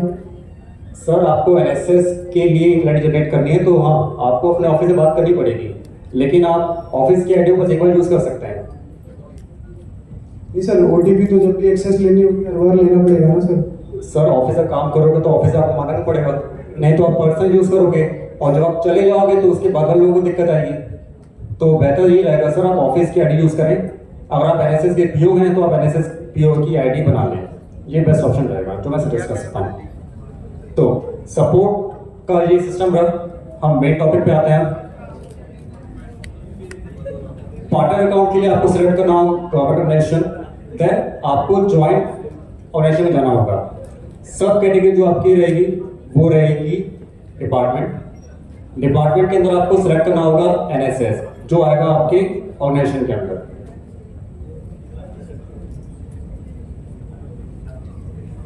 National service scheme. इसके बाद आपको सिलेक्ट करना होगा अपनी डेजिग्नेशन। एनएसएस प्रोग्राम ऑफिसर की जो यहाँ पे डेजिग्नेशन सेट कर रखी है वो है एनएसएस कोऑर्डिनेटर कॉलेज। आपको ये चूज करना होगा। अगर आप यूनिवर्सिटी के अंदर हैं तो आपको यूनिवर्सिटी, अगर आप स्कूल के अंदर हैं तो स्कूल। करीब 2000 से ज्यादा रिक्वेस्ट वहां पर ऐसी आई थी जिसके अंदर लोगों ने रीजनल डायरेक्टर सेंटर सेलेक्ट कर रखा हुआ था। तो आप प्लीज ये गलती ना करें। कुछ लोग ऐसे भी थे जिन्होंने क्या कर रखा था, डिपार्टमेंट में जाने के बाद एनएसएस को चूज करने की जगह पे एजुकेशन डिपार्टमेंट चूज कर लिया, या फिर जहां से वो आए थे उन्हें बोर्ड सेलेक्ट कर लिया। प्लीज ये गलती भी ना करें। क्यों? यहाँ पे जितने भी डिपार्टमेंट्स हैं या स्कीम्स हैं, इनके जो नोडल ऑफिसर बनाए गए हैं उन्हीं के बाद रिक्वेस्ट जाने वाली है। आपके केस में रहेगा एनएसएस, आप चूज करेंगे। आपकी डेजिग्नेशन, अगर आप एनएसएस पीओ कॉलेज के अंदर है तो कॉलेज, यूनिवर्सिटी में है तो यूनिवर्सिटी, अगर आप स्कूल के अंदर है तो आपको स्कूल सेलेक्ट करना होगा। हमारे केस में कॉलेज रहेगा। कॉलेज आने के बाद अब यहाँ से आपको 2 इंफॉर्मेशन आप फिलअप करेंगे। एक रहेगा आपका सेंट्रल रीजनल डायरेक्टरेट, यानी कि आपकी स्टेट के अंदर जो एनएसएस का सेंट्रल डायरेक्टरेट है वो कौन सा है। तो हमारा डिवीजन रहता है जयपुर, जो आपका सेंट्रल के अंदर। फिर आपको आपका स्टेट सेलेक्ट करना होगा, राजस्थान। और फिर यहाँ पे आपको अपने कॉलेज का नाम सेलेक्ट करना होगा। यहाँ पे क्वेरी आप लोग की मैक्सिमम ये उठती है कि हमारे कॉलेज का नाम यहाँ पे क्यों नहीं आ रहा है। इसका सिंपल आंसर ये है कि आप लोगों का डेटाबेस कभी भी टाइम पे नहीं आया है। अगर आपका डेटाबेस टाइम पे आ गया होगा तो यहाँ पे आपका नाम शो करेगा। अगर आपका डेटाबेस टाइम पे नहीं आया है तो इसका मतलब ये है कि मिनिस्ट्री के अंदर आपके कॉलेज में कोई भी अपडेट नहीं गई है। ना तो कोई आपका मासिक प्रतिवेदन आया होगा, ना ही कोई त्रैमासिक, ना ही कोई वार्षिक। तो इसके अभाव में क्या होता है कि मिनिस्ट्री ये सोचती है कि ये यूनिट बंद हो चुकी है या फिर एक्सपायर हो चुकी है, तो इसलिए आपका नाम यहाँ पे नहीं आएगा। आगे प्रोसीड करने से पहले अगर आपका नाम यहाँ पे आ रहा है तो आप आगे प्रोसीड करेंगे। अगर नहीं आ रहा है तो आपको सेम सपोर्ट पे जाकर के अपने कॉलेज को ऐड करने की रिक्वेस्ट डालनी होगी। कॉलेज की रिक्वेस्ट को ऐड करने का बेस्ट ऑप्शन ये है कि सपोर्ट पे जाएंगे आप। सपोर्ट पे जाने के बाद आप जाएंगे रजिस्ट्रेशन के ऊपर।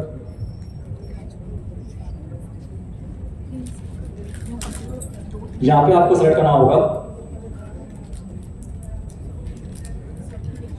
रजिस्ट्रेशन अप्रूवल सिलेक्टेड, सब कैटेगरी अप्रूवल। यहां पे आपको जो आपका मिसिंग कॉलेज का नाम है उसका नाम नेम कैटेगरी में, जैसे कि एग्जांपल हम सुबोध गर्ल्स कर लेते हैं। यहाँ पे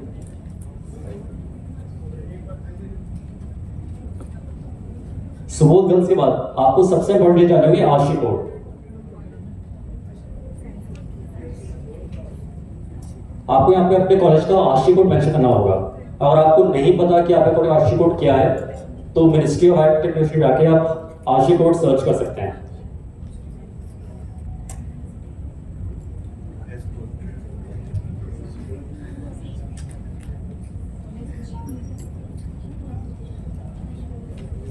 आप लिंक देख रहे हैं, यहाँ पे आपको जाना होगा। यहाँ पे आपको कोई बेसिक इन्फॉर्मेशन जाननी होगी कॉलेज की।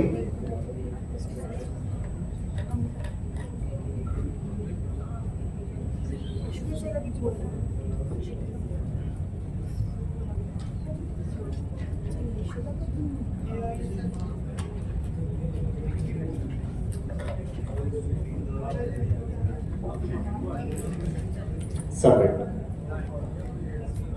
अब जहां पे इस यूनिवर्सिटी के अंदर जितने भी एफिलिएटेड कॉलेजेस होंगे उनकी डिटेल्स आ जाएगी और उसी नाम के आगे आपको मिल जाएगा आपका आशी कोड। जैसे कि एग्जांपल के तौर पे ये आपको ये कॉपी करना होगा यहाँ से और सपोर्ट पे जाके आपको डालना होगा।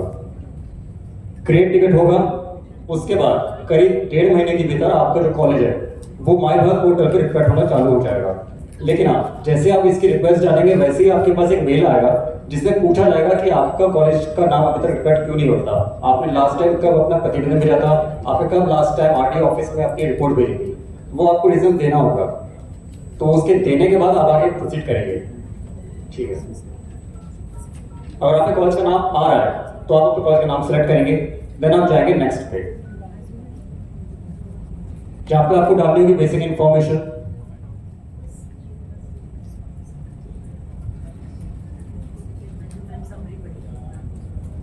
आपके एनएसएस पीओ की जो बेसिक इंफॉर्मेशन कॉलेज की वो डालनी होगी।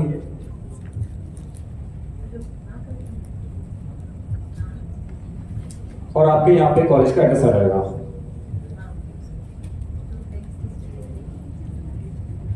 और फिर प्रीव्यू के अंदर आपको एक छोटी रिसीट मिलेगी जिसमें ये इंफॉर्मेशन होगी कि आपने जो अकाउंट बनाया है वो अकाउंट सही बनाया है कि नहीं। जैसे कि आप देख पा रहे हैं कि आपने इसके अंदर गवर्नमेंट सेलेक्ट किया था, देन आपका डिपार्टमेंट क्या था और आपकी स्कीम कौन सी थी, आपकी डेजिग्नेशन क्या थी और आप किस डायरेक्टरेट के अंदर आए। ये बेसिक इंफॉर्मेशन आपकी आ गई है। इसके बाद आपको एग्री करना होगा और एग्री करने के बाद आपको सबमिट करना होगा। सबमिट करने के बाद बिल्कुल सही तरीके से बनाई हुई एप्लीकेशन जो होती है वो जाती है रीजनल डायरेक्टर ऑफ जयपुर के अंदर, राइसल मेटल्स के अंदर। वहां से अप्रूवल में 2 दिन आते हैं। 2 दिन के बाद जो आपकी एंट्री होगी वो अप्रूव हो जाएगी। अप्रूव होने के बाद आपको डैशबोर्ड होगा वो अलग तरीके से ओपन होता है और फिर आप उसके अंदर से बच्चों को अप्रूव कर सकते हैं और आप अलग टाइप के जो इवेंट्स है वो क्रिएट कर सकते हैं। जहां तक कोई क्वेश्चन है किसी को तो प्लीज पूछ सकते हैं।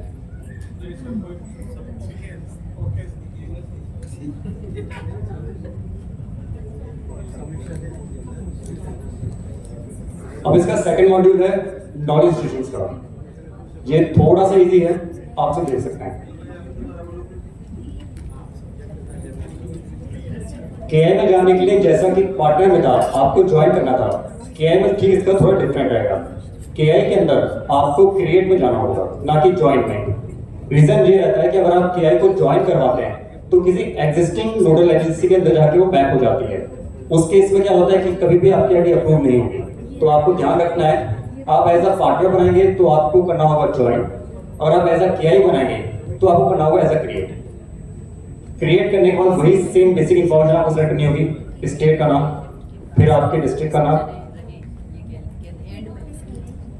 उसके बाद आपका टाइप क्या रहेगा इंस्टीट्यूशन का। अगर आपका स्कूल है, कॉलेज, यूनिवर्सिटी, आपको वो सिलेक्ट करना होगा। कॉलेज आपकी सब कैटेगरी क्या रहेगी, आपका कॉलेज एफिलिएटेड है, कॉन्स्टिट्यूट कॉलेज है, आपका ऑटोनॉमस कॉलेज है, अदर्स कॉलेज है, वो आपको सिलेक्ट करना होगा। हमारे केस में एफिलिएटेड कॉलेज रहेगा।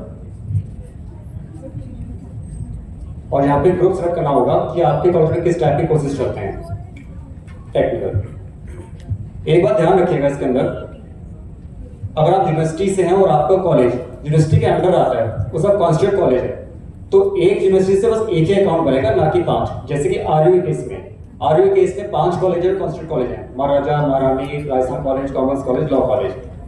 उनके केस में बस एक ही कॉलेज बनेगा जो कि यूनिवर्सिटी के नाम से बनेगा, उनका अलग से अलग कॉलेज नहीं बन पाएगा। तो उनको सिर्फ एक अकाउंट ऑपरेट करना होगा और कुछ नहीं। सेम यहाँ पे आपको कॉलेज का नाम सेलेक्ट करना होगा।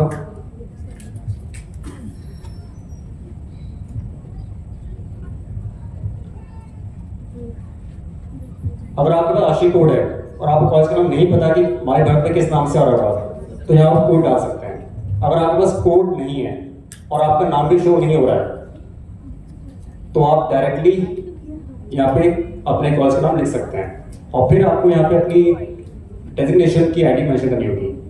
याद रखिएगा, नोडल की जो एजेंसी आईडी बनेगी वो सिर्फ प्रिंसिपल के नाम से बनेगी। कोई भी एनएसएसपीओ इस आईडी से लॉगिन नहीं कर सकता, क्योंकि केआई को जो मास्टर कर सकते हैं वो सिर्फ कॉलेज के प्रिंसिपल कर सकते हैं। इसके बाद जाके आपको नॉमिनी का ऑप्शन मिलेगा, वहां जाके जरूर एनएसएसपीओ की आईडी रजिस्टर की जाएगी, लेकिन यहाँ पे सिर्फ प्रिंसिपल की आईडी से होगा। तो प्लीज ध्यान रखना, जब भी आप केआई के अंदर जाएं तो आपको कॉलेज की ईमेल आईडी से ही लॉगिन करना है और इसी ईमेल आईडी से आपको केआई का रजिस्टर करना होगा।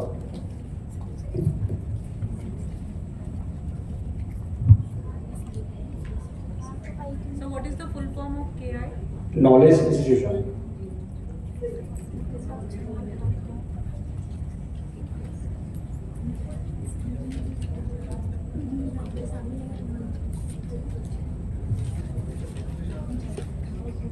हेलो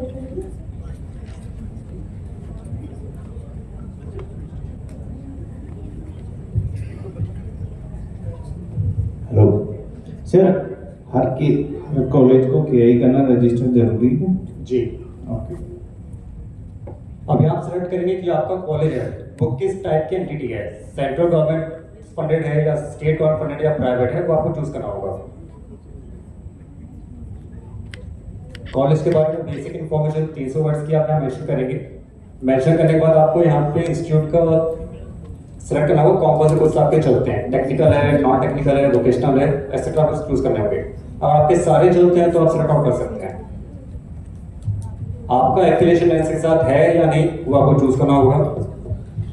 यहाँ पे आपको इंस्टीट्यूट का बैनर अपलोड करना होगा जहाँ पे कॉलेज का प्रिंटेड रहता है, नाम पता, लोगो आपके कॉलेज का, और यहाँ पे एक डॉक्यूमेंट आपको अपलोड करना होगा जो आपको साइड में ब्लू आइकन नजर आ रहा है, डाउनलोड टेम्पलेट के नाम से। डाउनलोड करने के बाद जो आपके सामने टेम्पलेट आता है वो कुछ इस टाइप से आता है।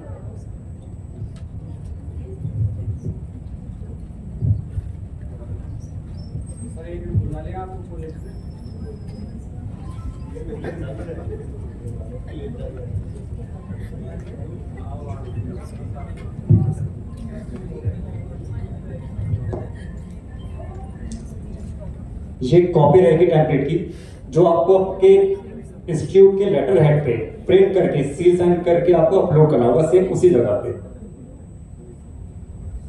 इस जगह पे। यहाँ पे अपलोड करने के बाद आपको नेक्स्ट करना होगा, और नेक्स्ट करने के बाद इन्फॉर्मेशन लगेगी कॉन्टैक्ट की। फिलहाल उसके आगे प्रोसीड नहीं कर सकते क्योंकि प्रोसीड करने के बाद रिक्वेस्ट जाएगी, तो मैं आपको पीपीटी को समझाना चाहूंगा।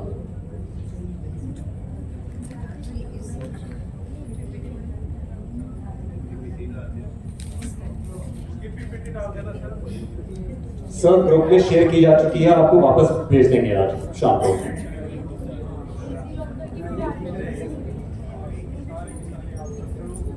तो जैसा कि आपने देखा था, हमने उस टाइम पे बेसिक इन्फॉर्मेशन डाल दी थी। उसके बाद आपको डालना होगा कंटेंट इन्फॉर्मेशन। याद रखिएगा, जब आप केआई के थ्रू बना रहे होंगे तो सबसे पहले इन्फॉर्मेशन जो आएगी वो प्रिंसिपल सर की जाएगी। यहाँ पे आपको प्रिंसिपल सर की जेंडर सेलेक्ट करना होगा, उनका फोन नंबर, ऑफिस की मेल आईडी, उनका जो भी एड्रेस है इंस्टीट्यूट का, वो आपको सेलेक्ट करना होगा। ये डालने के बाद ऑप्शन आएगा आपके सामने कि आप कोई नॉमिनी ऐड करना चाहते हैं कि नहीं। नॉमिनी इन द सेंस जो केआई इंस्टीट्यूट है इसको लॉगिन करने के लिए कि आप प्रिंसिपल सर बार-बार अप्रोच करेंगे या फिर उनके भी आप पे कोई एनएसएस पीओ या फिर उनके ऑफिस का कोई भी स्टाफ एक्सेस करना चाहता है कि नहीं। तो यहाँ पे उसको यस करेंगे।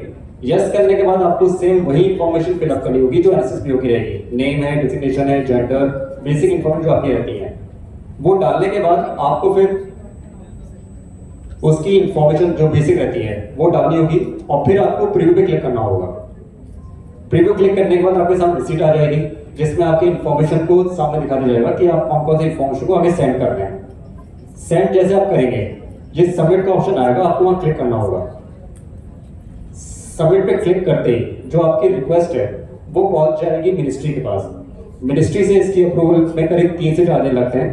अप्रूव होने के बाद आपको इंटीमेशन आ जाएगा कि आपकी जो केआई इंस्टीट्यूट है वो अप्रूव कर दी गई है। अगर मिनिस्ट्री अप्रूव नहीं करती है तो आपका जो भी जिला आपने सेलेक्ट किया था कॉलेज का, उस जिले की डीवाईओ से भी आप कॉन्टेक्ट कर सकते हैं। डीवाईओ भी आपके केआई की रिक्वेस्ट को एक्सेप्ट कर सकते हैं, तो आप उनसे भी बातचीत करके अपनी आईडी को अप्रूव करा सकते हैं। याद रखिएगा, अकाउंट को सबमिट करने के करीब 4 से 6 घंटे के बाद ही आपकी जो रिक्वेस्ट है वो डीवाईओ के पास और मिनिस्ट्री पर रिफ्लेक्ट होती है। तो प्लीज 6 घंटे आप वेट करें, 6 घंटे के बाद ही आप रिक्वेस्ट को आगे प्रोसीड करें। एक बार जैसे ही आपका अकाउंट अप्रूव हो जाएगा तो अप्रूव होने के बाद जो आपका डैशबोर्ड है वो कुछ इस टाइप से नजर आएगा, जिसमें कई तरह के ऑप्शन नजर आएंगे। डैशबोर्ड है, ईएलपी है, ऑर्गेनाइजेशन अप्रूवल रहेगा, सेटिंग्स रहेंगी, यूजर्स रहेगा, स्टूडेंट एप्लीकेशन रहेगा, इस टाइप की चीजें आएंगी जिसमें आपके काम की चीज रहेगी ईएलपी के बारे में और मेगा इवेंट्स के बारे में।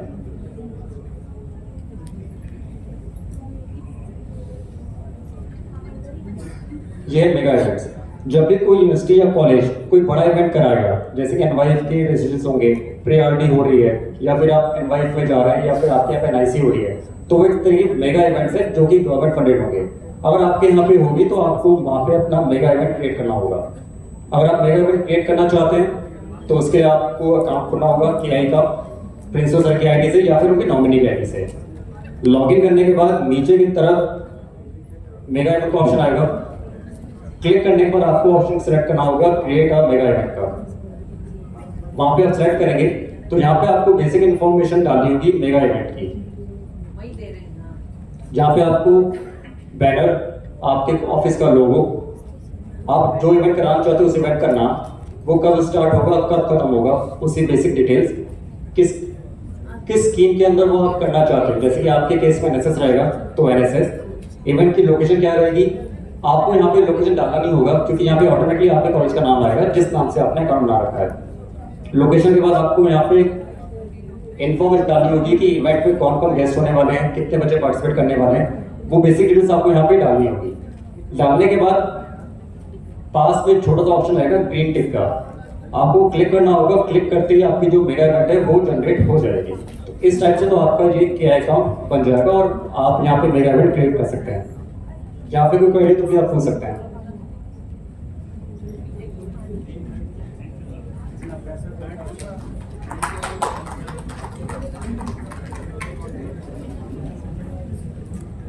बस आप ध्यान रखिएगा कि जब भी आप अकाउंट आप क्रिएट करें, अगर बच्चे का अकाउंट बन रहा होगा तो यूज सेलेक्ट करेगा। अगर कॉलेज के NSS PO बना रहे होंगे तो प्लीज वो पार्टनर ही सेलेक्ट करें। अगर आपने गलती से यूज सेलेक्ट कर लिया तो फिर आपको डिलीशन के लिए जाना होगा और डिलीशन के लिए बहुत लंबा टाइम लगेगा सर। तो बस आप इस पर ध्यान रखिए। Thank you.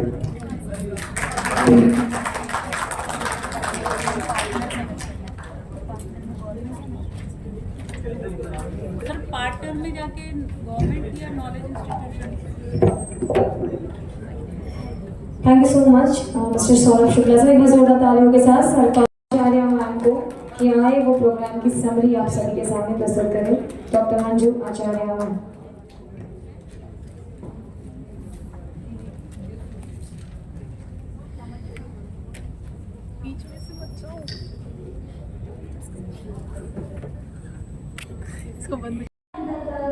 हमने इसका उद्घाटन मास्टर जमीनी वंदना, गणेश वंदना और नवकार महामंत्र के साथ किया। उद्घाटन सत्र में मंचस्थ अतिथियों में कमिश्नर राजस्थान कॉलेज एजुकेशन के कमिश्नर श्रीमान डॉक्टर ओम प्रकाश बैरवाजी रहे। इनके साथ ही हमारे मुख्य अतिथि के साथ ही विशिष्ट अतिथियों में प्रोफेसर दीपक कुमार शर्मा राजकीय महाविद्यालय जयपुर के तथा कार्यक्रम के समन्वयक श्रीमान डॉक्टर कृष्ण कुमार कुमावत जी रहे, जो कि राज्य संपर्क अधिकारी और राजस्थान के राज्य समन्वयक भी हैं। आयोजक टीम के अंदर हमारे महाविद्यालय की संयोजिका श्रीमती वीना जामन मैम और डॉक्टर रीटा जैन मैम महाविद्यालय की प्राचार्य भी मंचस्थ रही। उद्घाटन सत्र का प्रारंभ प्राचार्य के उद्घोषण के साथ हुआ। महाविद्यालय की प्राचार्य ने राष्ट्रीय सेवा योजना की विभिन्न गतिविधियों के बारे में बताया। राष्ट्रीय सेवा योजना के गोद दिए गए गांवों के बारे में बताया कि वहां पर राष्ट्रीय सेवा योजना 2004 से ही निरंतर अपने सेवा के कार्य को कर रही है। इसके साथ ही महाविद्यालय की विभिन्न गतिविधियां और यहाँ पे जितने भी हमारे सेवा से संबंधित RRT और अन्य लोग जो काम कर रहे हैं उन सबके बारे में बताया गया।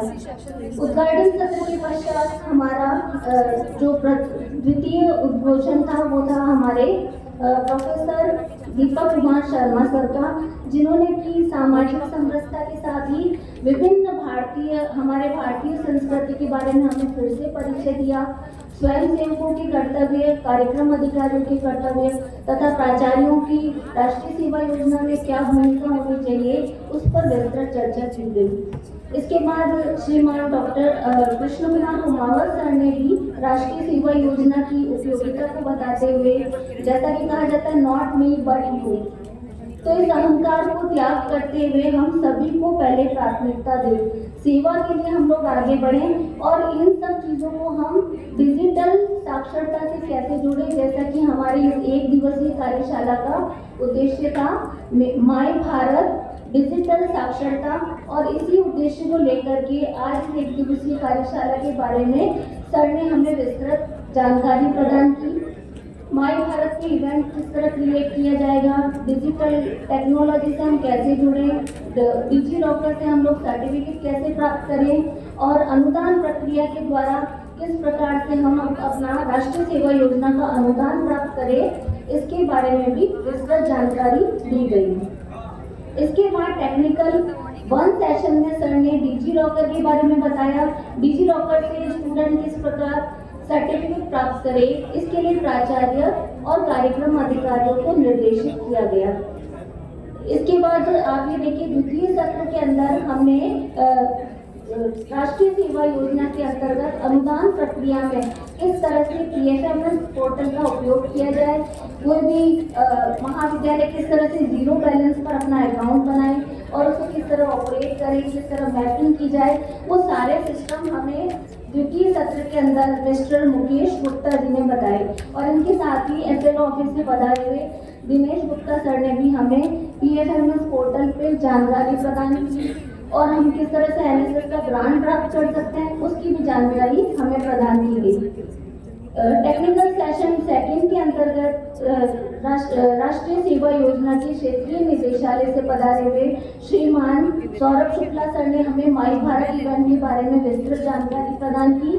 सर ने हमें बताया कि किस तरह से हम माई भारत पर इवेंट क्रिएट कर सकते हैं, हम एज ए युवा और एज ए पार्टनर किस तरह से रजिस्ट्रेशन कर सकते हैं, इसकी भी विस्तृत जानकारी सर ने दी। और अभी भी सर ने बताया कि किस तरह से हम मेगा इवेंट क्रिएट कर सकते हैं, इवेंट क्रिएट कर सकते हैं। और ये जानकारी न सिर्फ राजस्थान वरन संपूर्ण भारत में हमारे महाविद्यालय की जानकारी को हम साझा करेंगे।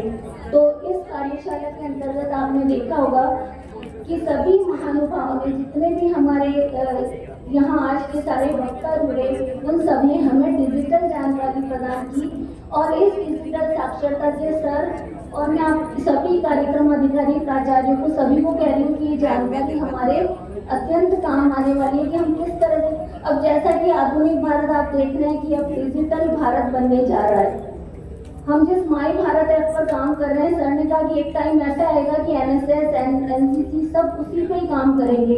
तो आज से ही हम इससे जुड़े और ये हमारा पहला प्रयास था कि जब हम डिजिटल टेक्नोलॉजी से जुड़ रहे हैं। और आगे भी मैं सर को यह आग्रह करूंगी कि वे महाविद्यालय को ऐसे मौके देते रहे जिससे कि हम प्रयास करते रहे और सबको नई जानकारियाँ प्रदान कर सकें। धन्यवाद।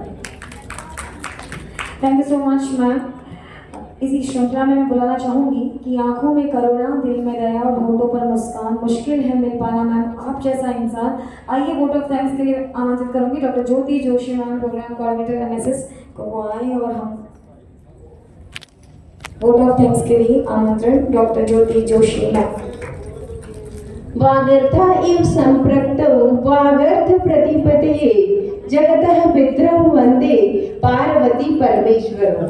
इसी के साथ मैं सभागार में उपस्थित सभी विद्वजनों को करबद्ध प्रणाम करती हूँ और आज की इस राष्ट्रीय सेवा योजना से संबद्ध प्राचार्यों एवं कार्यक्रम अधिकारियों की एक दिवसीय संभाग स्तरीय कार्यशाला मेरा युवा भारत एवं डिजिटल साक्षरता में पधारे हुए सम्माननीय मुख्य अतिथि commissioner doctor Om Prakash Bairwa sir, विशिष्ट अतिथि प्रोफेसर दीपक कुमार शर्मा सर, विशिष्ट अतिथि राज्य संपर्क अधिकारी एवं राज्य समन्वय अधिकारी डॉक्टर कृष्ण कुमार कुमावत सर, महाविद्यालय की संयोजिका श्रीमती वीना जावर मैम, महाविद्यालय की प्राचार्य डॉक्टर रीटा जैन मैम, आप सभी का मैं तहे दिल से धन्यवाद ज्ञापित करती हूँ। और साथ ही सभागार में उपस्थित विभिन्न संस्थाओं से पधारे सभी प्राचार्य एवं NSS कार्यक्रम अधिकारियों को भी मैं धन्यवाद देती हूँ कि उन्होंने अपना अमूल्य समय हमें दिया। और इसी के साथ मैं इस महाविद्यालय के सभी शैक्षणिक व अशैक्षणिक इस कार्यक्रम की कमेटी मेंबर्स को भी मैं तहे दिल से धन्यवाद और आभार व्यक्त करती हूँ। धन्यवाद। जय जय। धन्यवाद। Thank you so much ma'am. एक बार पुनः आज के इस वर्कशॉप के सफल आयोजन के लिए मैं आज के workshop director doctor Krishna Kumar Kumawat sir के लिए एक बार जोरदार तालियां होनी चाहिए। कि आज के सफल कार्यक्रम और सुबोध परिवार की ओर से सर आपका बहुत बहुत धन्यवाद। आपने हमें हमारे कॉलेज को इसके लिए चुना, उसके लिए आपको बहुत बहुत बहुत बहुत धन्यवाद सर। आइए सभी लोग, बस एक सूचना है।